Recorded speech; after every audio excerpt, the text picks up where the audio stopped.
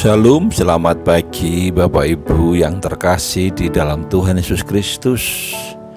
Mari kita akan bersama-sama mengawali hari ini dengan kita merenungkan kebenaran firman Tuhan yang diberikan tema keselamatan yang telah dinubuatkan.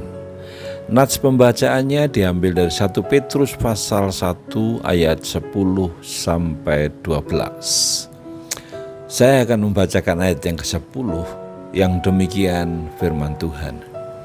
Keselamatan itulah yang diselidiki dan diteliti oleh nabi-nabi yang telah bernubuat tentang kasih karunia yang diuntukkan bagimu.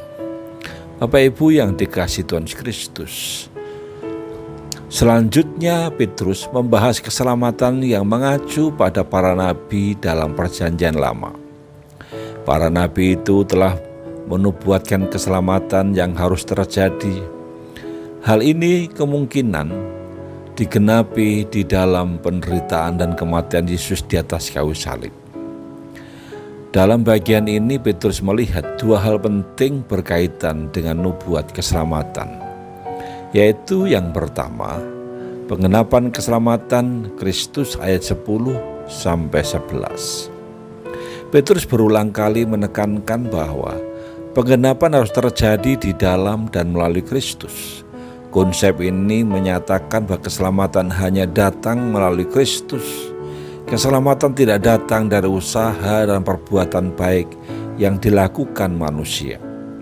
Nabi-nabi telah mengetahui dengan pasti bahwa Mesias yang diutus Allah lah yang akan menggenapi rencana keselamatan itu.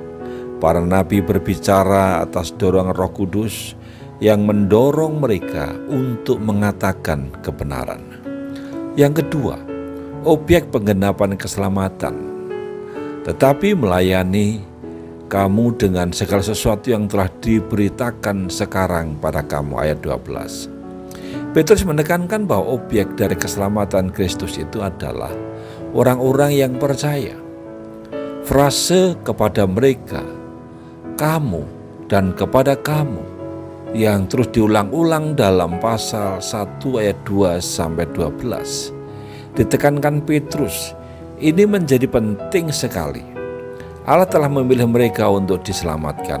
Allah mengutus para nabi untuk memberitakan kabar keselamatan itu kepada mereka agar mereka mendengar, boleh mengetahui dan percaya bahwa Kristus telah memberikan kehidupan kekal kepada mereka melalui penderitaan dan kematiannya di atas kayu salib. Sekali lagi Petrus ingin memberikan penekanan bahwa keselamatan yang telah dinubuatkan para nabi sudah diberikan sekarang. Ini suatu berita penghiburan bagi orang percaya, baik kepada masa ini, masa dulu, dan masa yang akan datang. Bahkan mereka memiliki keselamatan kekal yang diberikan oleh Allah. Sebab itu, mari kita mensyukuri karena Allah telah menganugerahkan keselamatan itu kepada mereka yang telah dipilih dan dikasihinya, yaitu kita. Mari kita mensyukuri hal ini. Karena itu, biarlah kiranya nubuatan keselamatan yang telah diberikan kepada kita agar kita dapat mengabarkan kepada orang lain yang memerlukan penghiburan, keselamatan, dan juga damai sejahtera dalam hidupnya.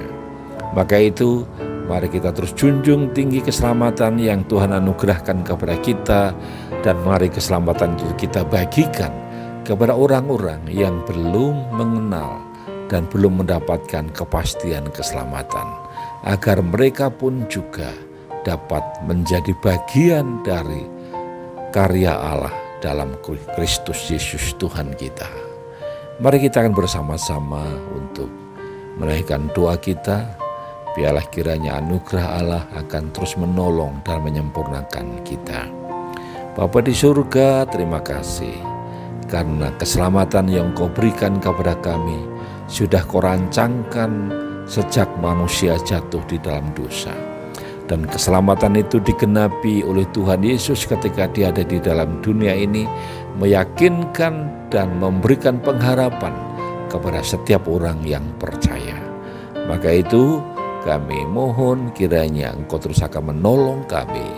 Anugerah keselamatan itu boleh menjadikan kami memiliki pengharapan baru dan memotivasi mendorong kami untuk kami hidup di dalam keselamatan itu.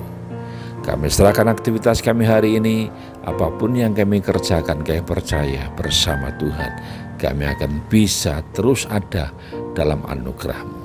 Dalam nama Tuhan Yesus kami menaikkan doa ini. Haleluya. Amin.